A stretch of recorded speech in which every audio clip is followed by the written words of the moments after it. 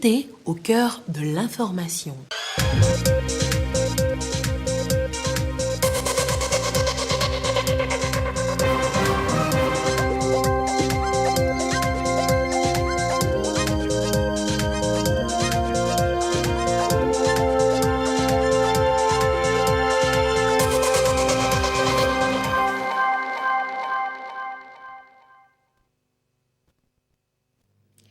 Bonsoir à toutes et à tous. Merci d'être avec nous pour ce journal. Au sommaire, il y a d'abord le projet de réforme foncière pour l'accroissement de la productivité agricole. Des tests d'optimisation ont été effectués à Tchamba. Nous en saurons davantage dès le début de ce journal. Financement des PME-PMI, une convention est signée à Lomé, 5 milliards de francs CFA pour garantir les crédits accordés aux PME avec une certaine priorité pour l'entrepreneuriat féminin au Bénin et autres États membres de l'UEMOA. Et puis le décès à l'âge de 86 ans de Silvio Berlusconi, le milliardaire italien et magnat de la presse, ancien Premier ministre. Rome décrète une journée de deuil national mercredi, date de ses funérailles. Voilà pour les titres. Bienvenue dans ce journal. Le projet LRAP est un outil de sécurisation des terres pour une agriculture intensive au Togo. Des tests d'optimisation sont effectués dans la préfecture de Tchamba. Ils permettront à terme d'élaborer des textes d'application du code foncier et domanial. Edwige Atakpa Bassabi, reportage présenté par Yasmine Kodja. Des poignées de main, signe de paix exprimés par les 3 collectivités du village de Lakaba dans la préfecture de Tchamba. Elles acceptent enfin la pose des bornes délimitant leur espace cultivable respectif. Quand nous, on ne veut pas s'entendre, que c'est l'État qui est venu nous départager, il faut qu'on s'entende. Qu'on s'arrête là-bas, c'est tout. En partie, j'ai une allégresse. Le litige qu'il y avait entre 2 collectivités est en train enfin de trouver une solution salvatrice. Au début, on n'a pas cru, personne ne croyait qu'on va arriver à ces résultats. Mais chemin faisant, voilà là où nous sommes.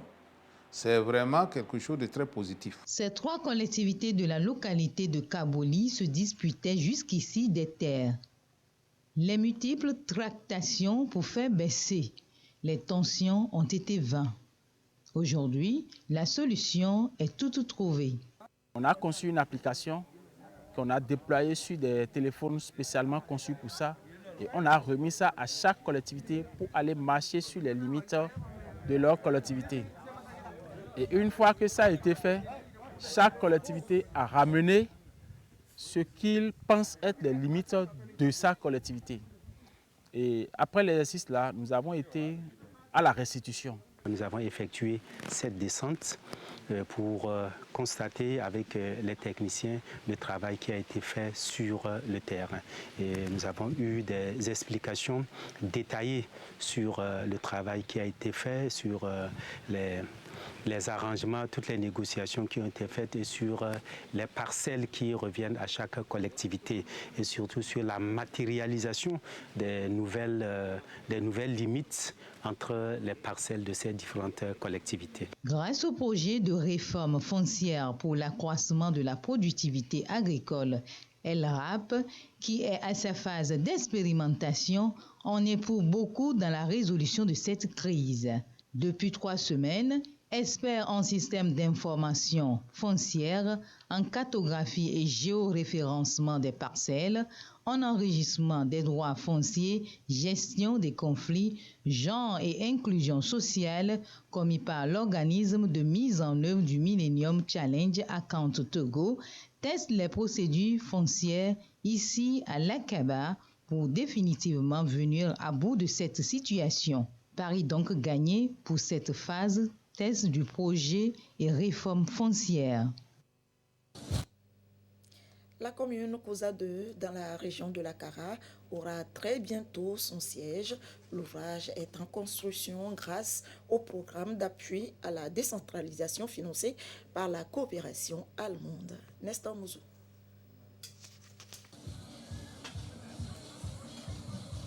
Ce sont les locaux qui vont abriter les services de la commune de Koza 2 à Pia une fois les travaux terminés. Ces travaux s'effectuent à travers le programme d'appui à la décentralisation PAD 3. Ce programme est financé par la BMZ, le ministère fédéral allemand de la coopération économique et du développement. C'est ce qui justifie la présence d'une délégation allemande sur le site. Elle séjourne au Togo pour faire le suivi des projets en cours de réalisation grâce à la coopération allemande. Les travaux de construction du siège de la commune de Koza 2 se font sous le contrôle technique de l'AGETUR.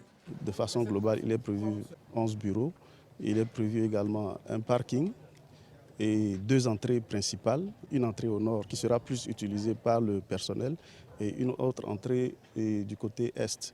Ensuite, il est également prévu des jardins et des locaux techniques et une salle polyvalente qui va servir pour toutes les manifestations, c'est-à-dire tout ce qui est mariage, manifestations dans le cadre des activités de la mairie. Donc juste à côté de cette salle polyvalente, vous avez un jardin qui va servir de repos pour l'après-activité. Le taux d'exécution des travaux est de 60%. Il est prévu que d'ici à septembre prochain, ces travaux soient achevés. Au cours de son passage à Pia, la délégation allemande a rencontré le conseil municipal de la commune de Koza 2. Le maire, Mme Konsiwa Kabialem, a présenté sa commune à ses hôtes. Il s'en est suivi des échanges sur les activités du conseil municipal. La chef de la délégation a appelé le conseil municipal à un engagement véritable pour pouvoir œuvrer efficacement pour améliorer la qualité et le cadre de vie des populations.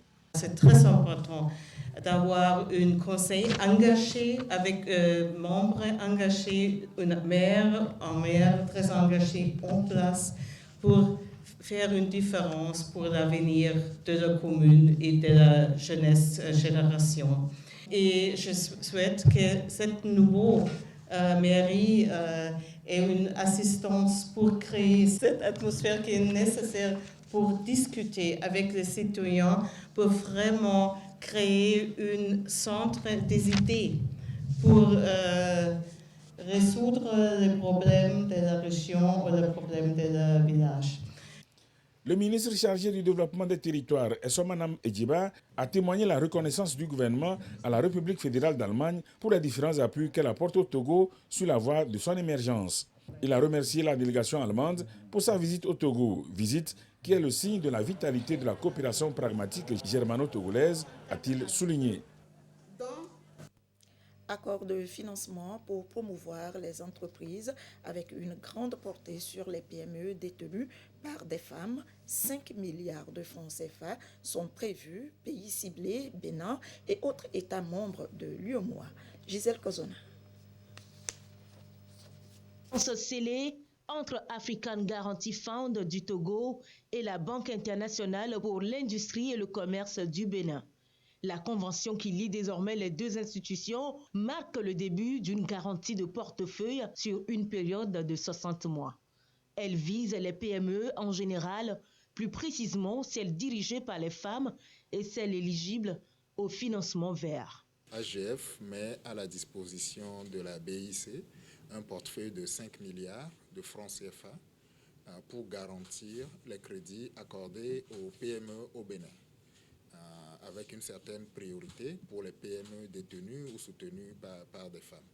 Et sachant qu'en général, la garantie de AGF couvre 50% des crédits, donc c'est un partenariat qui permettra d'accorder 10 milliards de francs CFA de crédit aux PME au Bénin. L'objectif, c'est que très rapidement, nous puissions faire croître ce portefeuille de garantie-là à des montants beaucoup plus élevés, à la hauteur de tout ce que la BIC fait actuellement au Bénin. Les deux institutions entendent, à travers ce partenariat, accroître le financement des petites et moyennes entreprises au Bénin et au Togo. La BIC veut profiter de cette collaboration pour mieux développer ses activités, baisser les coûts de transaction de manière significative et augmenter les retours sur investissement. Cette ligne de garantie nous permettra effectivement d'accorder jusqu'à 10 milliards de francs CFA de crédits divers à des PME, à divers PME dans divers secteurs de notre économie au Bénin. Les PME portées par des femmes ou à majorité de personnel constitué de femmes sont les priorités de ce partenariat-là. Nous avons des PME enregistrées au Togo qui travaillent au Bénin et qui sont nos clients et qui bénéficieraient de cette couverture-là si elles venaient à solliciter des financements chez nous. L'accord offre ainsi une opportunité aux entreprises en matière de garantie et de financement. Par ce partenariat, AGF et BIIC visent également à contribuer au développement économique des États membres de l'UEMOA. Les entreprises porteuses de projets à fort potentiel sont visées par les deux institutions. À noter que le projet Momentum Country and Global Leadership au Togo est en fin d'exécution. Les résultats sont présentés. L'objectif global de ce projet est de contribuer à réduire les besoins non satisfaits en planning familial. Abidé Simbi. 20,3%, c'est le taux de prévalence de la contraception avec 34,3% de besoins non satisfaits chez les femmes mariées au Togo. Et c'est les régions des Plateaux et Grand Lomé qui s'arrachent la grande partie de ces besoins non satisfaits. Pour résoudre cette disparité et amener les couples à adopter les méthodes contraceptives, le projet Momentum Country and Global Leadership, MCGL, voit le jour en 2021. Après 19 mois de mise en œuvre, le programme referme ses portes sur une note de satisfaction. Nous avons eu au total 464 couples dans le district de Logou et 215 couples dans le district du Golfe pour mener ces activités de discussion de couple. Donc ces couples sont rassemblés une fois par mois et au cours de ce rassemblement, on leur partage une vidéo qu'ils regardent ou bien une planche qu'ils regardent et puis chacun s'exprime par rapport au sujet véhiculé dans la vidéo ou sur la planche. Et les résultats que nous avons eu à obtenir sont tellement importants qu'il faudrait que nous partagions ces résultats. La plupart des couples ont témoigné qu'avant ce projet, il n'y avait pas la communication dans le couple. Les hommes ne participaient pas aux tâches ménagères, mais avec les interventions de MCGL, ils contribuent sur l'ensemble des deux districts. Nous avons eu plus de 1500 couples qui ont adopté une méthode contraceptive. Le MCGL est une réponse également à la réduction du taux de la mortalité maternelle et infantile. La planification familiale à elle seule peut contribuer à réduire les décès maternels, néonatals et infantiles de plus de 10 à 15%. Dans ce cadre, pour pouvoir améliorer la santé de nos mamans, de nos enfants et de toute la famille, il est important de renforcer les stratégies qui contribuent à cette réduction, d'où la planification familiale. Beaucoup de femmes n'adhèrent pas aux méthodes contraceptives parce que les hommes ne les accompagnent pas. C'est pourquoi le projet Momentum, pour ce volet, s'est accentué sur la communication de couple, renforcer cette communication afin que les hommes s'impliquent de plus en plus dans la santé de leur famille à travers la planification familiale. Le vœu de tous les acteurs impliqués dans la mise en œuvre de ce projet est de voir le MCGL 2 avec pour cible les autres régions du Togo. Tout autre chose, l'écosystème et la nouvelle association qui est créée au Togo, l'éco-attitude, pour accompagner les actions du gouvernement dans la lutte contre le réchauffement climatique. Norbert Agbedanou, Yasmine Kodia.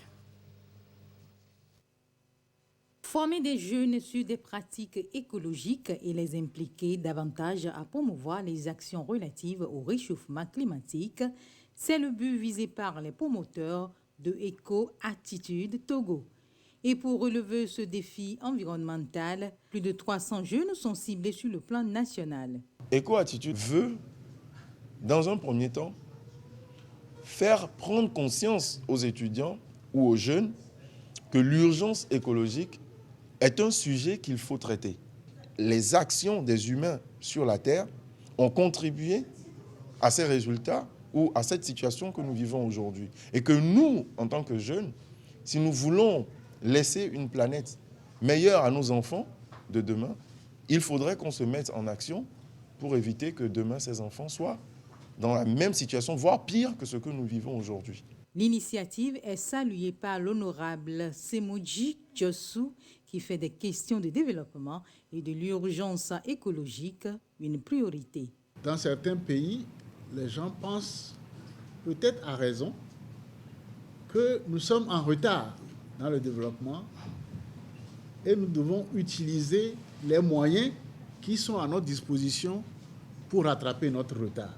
L'attitude de chacun, y compris de ceux qui pensent être les moins pollueurs, peut compromettre l'avenir de notre planète. C'est quelque chose que nous devons tous accompagner. L'association Éco-Attitude, avant d'être implantée au Togo, est créée depuis 2019 en France par un jeune Togolais en vue de mener les actions pour sauver la planète. La gestion des déchets ménagers nous intéresse également dans ce journal. Comment s'organisent les ménages pour la pré-collecte ou la collecte directe, le transport et la mise en décharge finale. Cas ce soir des communes Golfe 2 et Aguenivé 2 dans le Grand Lomé. Clarisse Aticlé. Des caniveaux transformés en dépotoirs, des déchets qui jonchent les bassins de rétention d'eau, on en voit un peu partout à Lomé. Des comportements peu civiques qui sont décriés par des citoyens. C'est très mauvais pour notre santé. Boucher les caniveaux, bourrer les caniveaux, c'est néfaste pour notre santé. Donc si on peut seulement penser à notre santé, je pense que tout de suite on est encouragé à faire quelque chose de positif pour pallier ce mauvais comportement. Il faut que les gens sachent que lorsque je jette de l'ordure pour boucher les caniveaux, ça ne se fait pas. Lorsque moi je jette un sachet de Pure Water, pour moi ça ne veut rien dire. Mais quand 1000 personnes jettent leur sachet de Pure Water, imaginez ce que ça fait. Donc d'abord, il faut une éducation citoyenne. Il faut sensibiliser les jeunes à cela. Certains vont jusqu'à brûler les ordures dans les canalisations des bassins de rétention, détruisant ainsi les tuyaux. Ces actes inciviques ne sont pas sans conséquences sur la vie des populations. Même si il y a des moteurs de pompage, des moteurs de refoulement, les ordures ne rendent pas la tâche facile.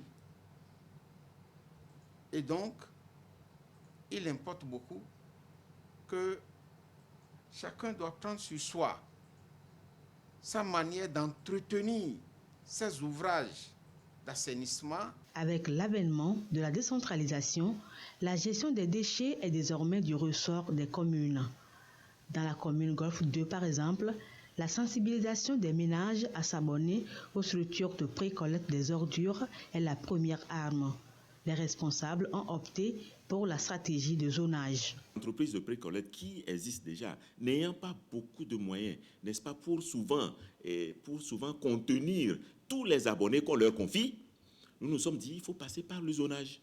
Le zonage qui consiste à émietter la commune en différents lots qui puissent permettre à l'entreprise attributaire d'être capable de couvrir tous les abonnés qu'on va les attribuer. Parce que c'est aussi ça le problème. On attribue des lots, les gens mentent qu'ils ont des véhicules, les gens mentent qu'ils ont des moyens, et quand on attribue la zone, les gens ont une seule charrette pour couvrir 2000 à 3000 personnes. Vous imaginez que si c'est le cas, les déchets vont rester auprès des ménages. Le même principe est également adopté par la commune Aguenivé 2. Depuis 2019, elle met tout en œuvre pour inculquer à ses habitants le principe d'une commune sans déchets. Aujourd'hui, on a 24 précollecteurs et la zone est maillée, c'est-à-dire la commune est maillée en zone, et chaque précollecteur s'occupe.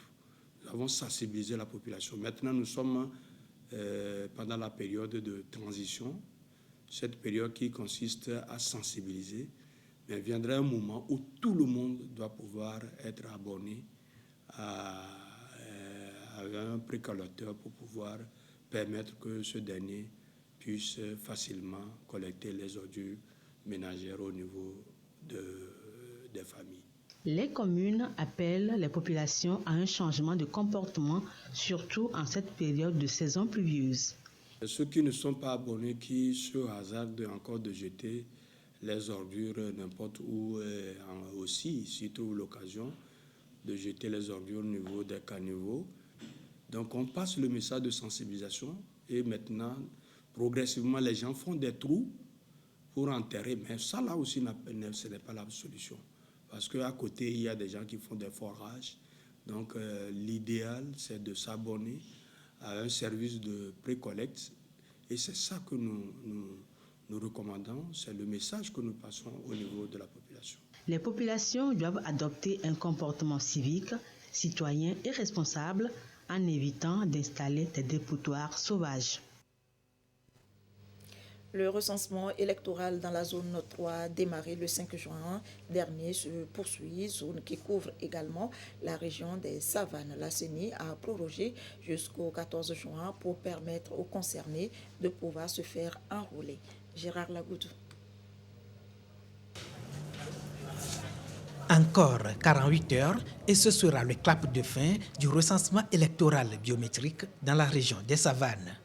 Opération qui a démarré le 5 juin dernier pour le compte de la zone 3. On peut dire que pratiquement on est à terme. Je crois que les autorités, les cadres du milieu, leurs messages sont véritablement bien reçus par la population.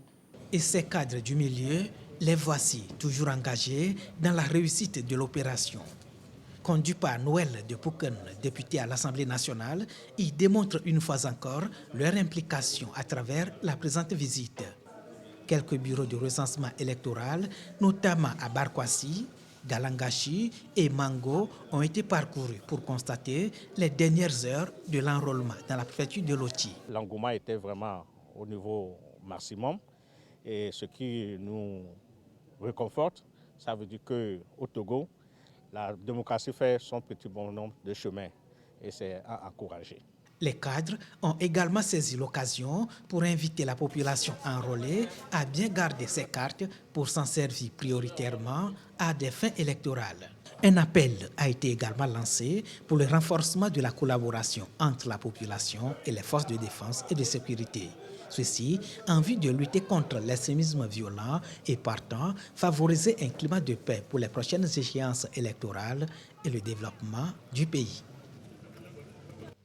Et la HAC communique la première session ordinaire de l'année 2023 de la Haute Autorité de l'audiovisuel et de la communication, HAC consacrée à l'élaboration des textes réglementaires de la couverture médiatique des prochaines élections législatives et régionales, à la délivrance et au renouvellement de la carte de presse, à l'autorisation d'installation et d'exploitation des web radios et web télévisions, aux déclarations de parution des publications écrites et en ligne en mode écrit se déroulera du 26 au 30 juin 2023.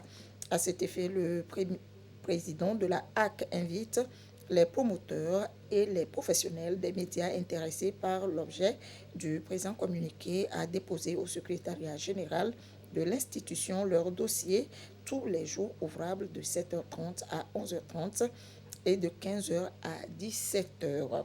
La date limite de dépôt est fixée au vendredi 16 juin 2023. Passé ce délai, aucun dossier ne sera reçu. Signé le président de la HAC, Pitalonani Telou. À la une de l'actualité internationale, la mort de Silvio Berlusconi, l'ancien chef du gouvernement italien, est décédé ce lundi d'une leucémie à l'âge de 86 ans. Rome décrète une journée de deuil national mercredi 14 juin, date des funérailles d'État qui auront lieu à la cathédrale de Milan. Il était adulé par les uns, honni par les autres. Durant près de 50 ans, Silvio Berlusconi a été une figure majeure de la vie publique italienne. Homme d'affaires, magnat des médias, Premier ministre durant 17 ans sous 4 présidents différents, il laisse un héritage pour le moins controversé. Silvio Berlusconi est né en 1936 à Milan, dans une famille de la classe moyenne. Il s'est d'abord fait connaître comme chanteur de boîte de nuit avant de se lancer dans des études de droit et de faire fortune comme promoteur immobilier. En 1978, il jette son dévolu sur les médias italiens. Silvio Berlusconi crée une société locale de télévision par câble qui devient, grâce à ses relations politiques, le plus grand empire médiatique d'Italie. C'est lui qui rachète le Milan AC, alors en pleine faillite. En 1993, Silvio Berlusconi fonde le parti Forza Italia et remporte dès l'année suivante les élections générales, battant les partis traditionnels balayés par l'opération antimafia main propre. Silvio Berlusconi sera depuis surnommé Il Cavaliere, le chevalier. Mais les accusations de fraude, de corruption et les scandales sexuels finissent par s'accumuler et les soirées torrides appelées Bonga Bonga, qu'il organise dans sa villa, font les gros titres. J'ai toujours travaillé sans interruption. Et si parfois je vois une jolie fille, je me dis c'est mieux d'aimer les filles que d'être gay. En 2011, au plus fort de la crise de la dette de la zone euro, Silvio Berlusconi démissionne de ses fonctions. Ses espoirs de retour sont anéantis 2 ans plus tard, lorsqu'il est reconnu coupable de fraude fiscale, chassé du Parlement et interdit de se représenter. Pendant cette période éclate l'affaire dite du Rubygate, un scandale dans lequel il est condamné pour incitation à la prostitution de filles mineures avant d'être acquitté en appel. En 2019, Silvio Berlusconi peut à nouveau se présenter à des élections et remporte un siège de député européen avant de retrouver son fauteuil de sénateur en 2022 à l'âge de 86 ans. Officiellement soutien de Giorgia Meloni, il embarrasse la première ministre italienne après avoir renoué avec Vladimir Poutine.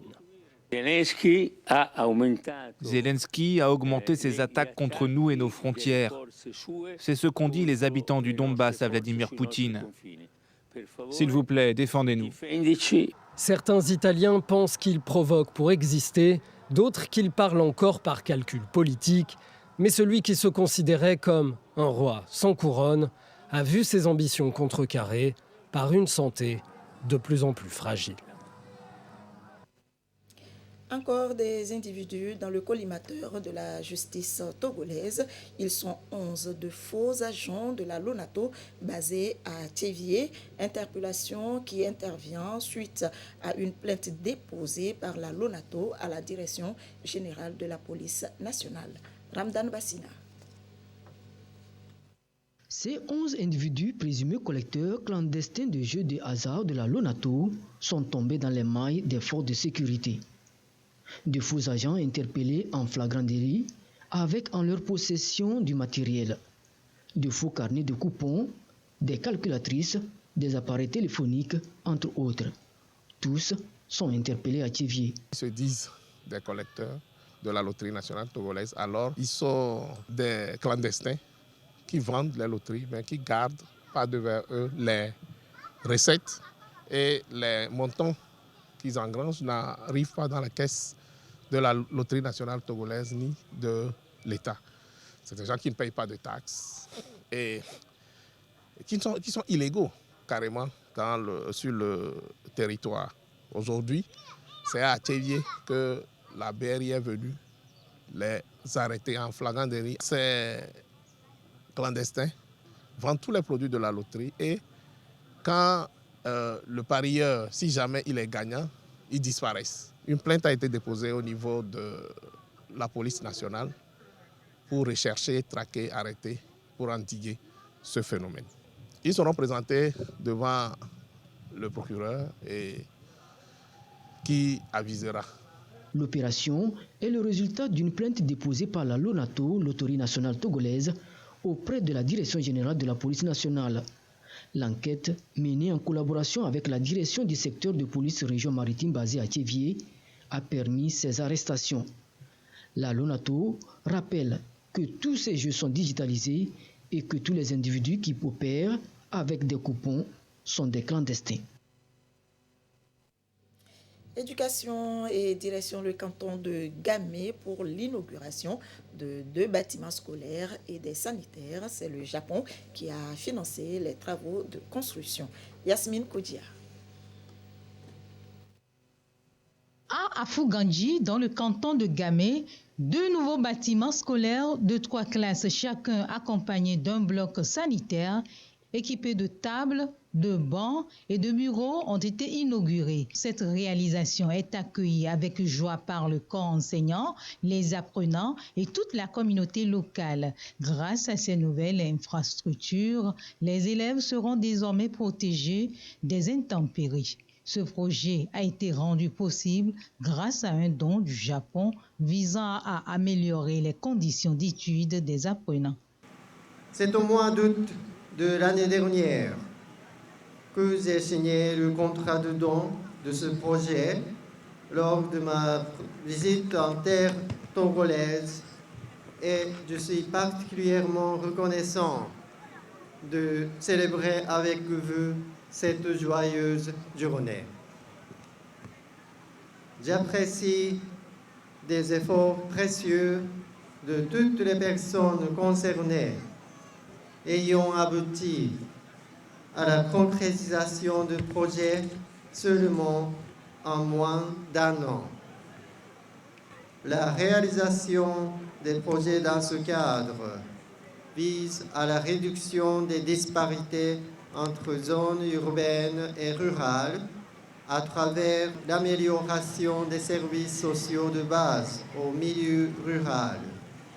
La directrice régionale de l'éducation, qui représentait le ministre en charge de l'éducation, a exprimé sa gratitude envers l'ambassadeur du Japon et l'ensemble du peuple japonais pour leur engagement. Coût de réalisation, 49 millions de francs CFA. J'exprime toute ma gratitude au peuple ami et frère du Japon qui, à travers son ambassade, a bien voulu accompagner la politique immobilière que le gouvernement, sous le leadership du chef de l'État, met en œuvre dans le secteur de l'éducation. Nous devons avoir de meilleurs résultats dans cette école désormais. La contribution du Japon témoigne de son attachement à la modernisation des équipements scolaires en accord avec le programme gouvernemental visant à offrir un environnement d'apprentissage adéquat aux apprenants. La cérémonie d'inauguration s'est conclue dans une atmosphère de satisfaction partagée par l'ensemble de la communauté d'Afugandji Gami. Et c'est ainsi que se termine ce journal. Merci de votre attention. Restez avec nous, nos programmes se poursuivent.